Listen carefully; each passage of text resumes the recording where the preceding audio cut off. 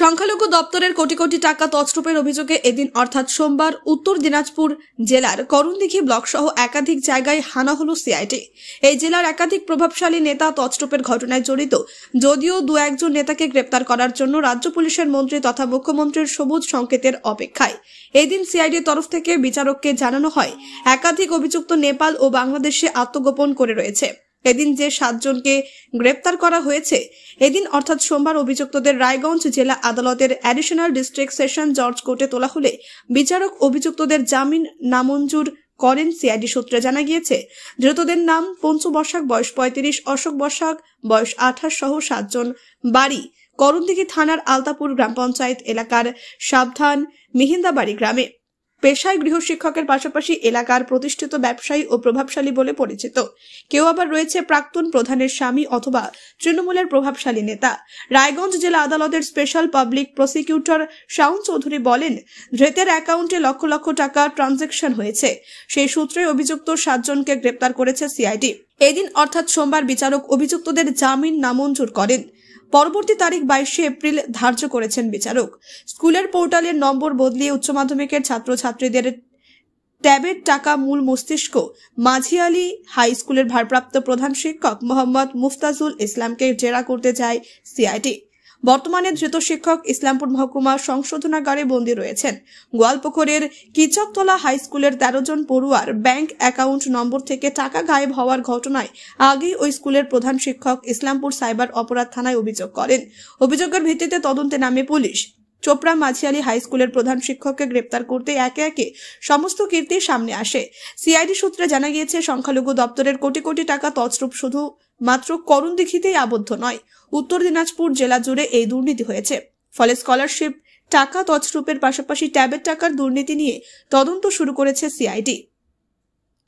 দুর্নীতির নেপথ্যে রয়েছে মাঝিয়ালি স্কুলের প্রধান শিক্ষক।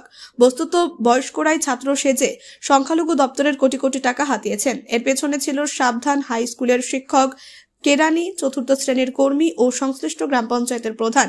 স্কুল লাগোয়া একটি রাষ্ট্র ব্যাংকের গ্রাহক পরিষেবা কেন্দ্রে চলত এই অপারেশন। আদতে সাবধান হাই স্কুলের পড়ুয়ার সংখ্যা যত, তার চেয়ে দ্বিগুণ দেখিয়ে সংখ্যালঘু দপ্তরের স্কলারশিপের টাকা হাতিয়ে নেয় অভিযুক্তরা।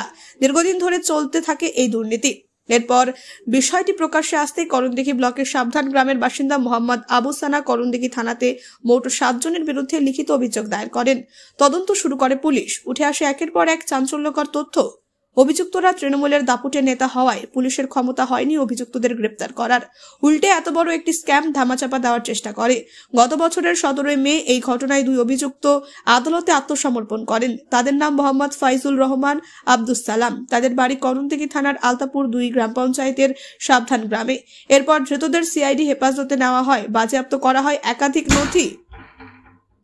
অভিযুক্তদের কাছ থেকে পাওয়া যায় 9 লক্ষ টাকার জমির দলিল, একটি অত্যাধুনিক যন্ত্র, 130টি পুকুর, 160টি এটিএম কার্ড। এরপর একে একে আরো গ্রেপ্তার করে সিআইডি। তাদের নাম শেখ জাকারিয়া, আব্দুল রশিদ, রাজিবুল ইসলাম। তাদেরও বাড়ি আলতাপুর গ্রাম পঞ্চায়েতের সাবধান গ্রামে।